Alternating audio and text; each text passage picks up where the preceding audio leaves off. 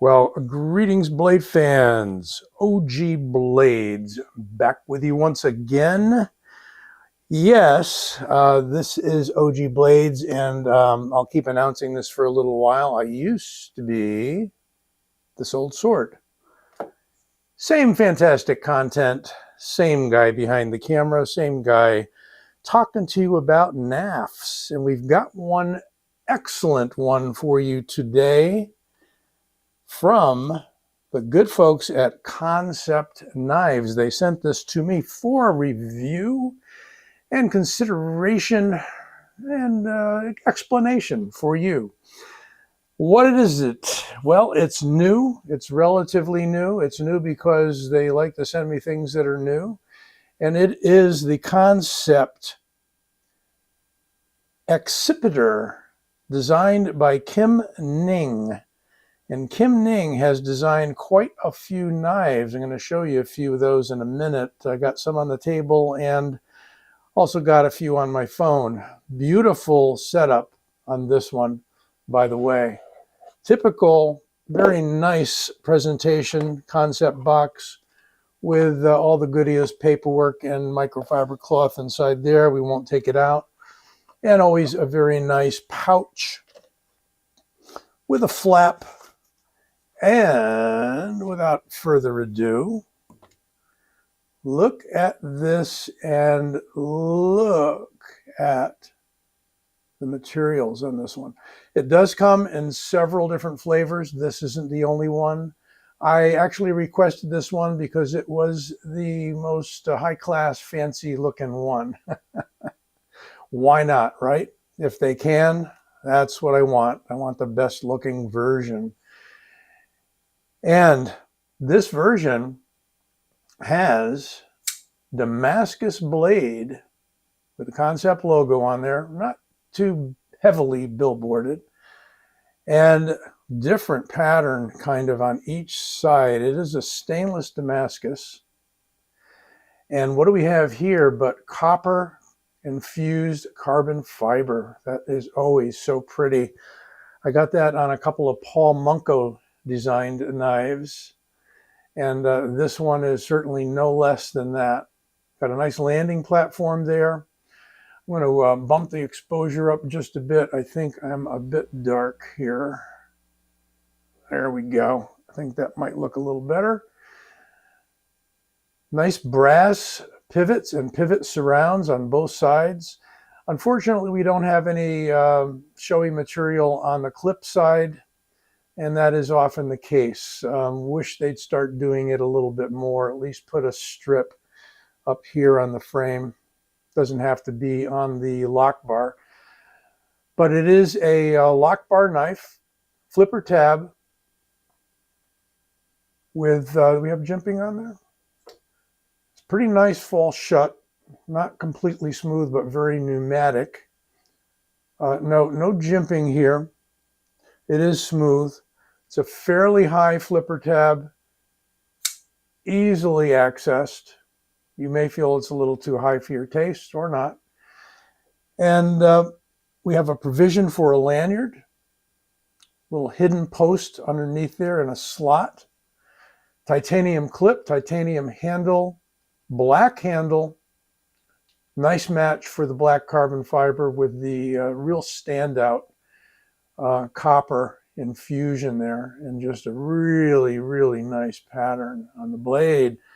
While you look at that a little bit, I'm going to put up in front of you a few other Kim Ning. I keep wanting to call him Nim King. Kim Ning, and he has designed for Kansept the Bulldozer there and there, you might recognize, the very popular Warrior series, and the Shard for Kansept, and likely quite a few more. But those are some that I could find that were designed by this same designer. Take another look around, and then we'll see if we can pop up some measurements for you and do some compares. It is a good sized knife. It's around 3.5 inches, I think. We'll measure that in a moment. Comfortable in the hand, pretty good ergonomics. Got some nice milling there, kind of a hollowed out milled area there that makes it thinner down here. Easily accepting your fingers. I think it's comfortable. It's got a pretty decent run of jimping there. Let's get the tape measure out and see what we got. In inches, we've got just shy of 8¼ overall. And right on the nose, 3½ inches of blade with a little more than that of cutting edge. Handle thickness in inches is fairly thin, 0.49. And up here on the blade, 0.13 in millimeters, 3.4 millimeters. Pretty good blade stock. They could have gone thinner, but it's a little bit thicker than you might think for this class of knife. Dropped it on there, but we should get an accurate weight. 4.64, we'll call that. And let's take a look and see if we've got any weight relieving inside. I think we do, or no, maybe we don't. I always find that if they don't use weight relieving, it's likely that it's keeping the cost down and that they get to do other things fancy for you instead of the weight relieving. And no, there is no weight relieving. It's a bit of a surprise.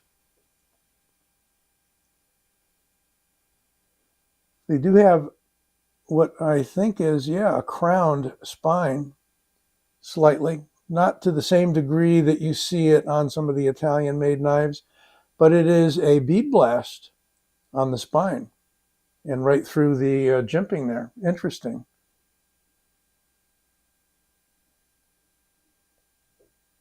Pretty good distance there with the lock bar. Some people like that space to be a little bit tighter. You can see the hardened steel insert there and the screw that holds it in. Relief slot for the lock bar. Fairly deep titanium clip. Not completely deep carry, but decent. If you're looking for deep carry, no, it's not switchable near as I can tell. Because with one screw, it is likely not dovetailed, but got a milled slot that fits into. And I don't see it here. They're not going to want to put it on the show site as far as I know. You can see the hollow in there. Nice work on that milling on both sides. Let's get a little paper out here and see if we can do anything with this blade. Find a straight edge on this used piece of paper. Well, might be a little uneven edge there. I mean, she'll cut. It's not bad. Could be a bit sharper, but we'll live with it. And I'm pretty certain that if I put it on a strop, it would come up nicely. And that's what I do with a lot of my knives. Might do it with this one. We'll see. A compare. How about with, if I can dig it out here, another Kim Ning, a front flipper by the title name Bulldozer, all titanium handle. This one's all natural titanium with blue hardware and a big old, call it a sheep's foot blade with a belly. High grind. Also by Kansept and designed by Kim Ning. If I reverse his name, forgive me. Here's another fancy one from Kansept, designed by Ostap Hell. That's the Kratos or Kratos. And the reason I bring this out, it is equally fancy as the Accipiter.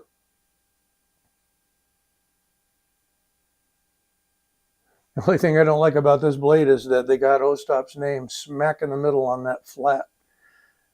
I think it interrupts an otherwise beautiful pattern here that flows with the profile of the blade.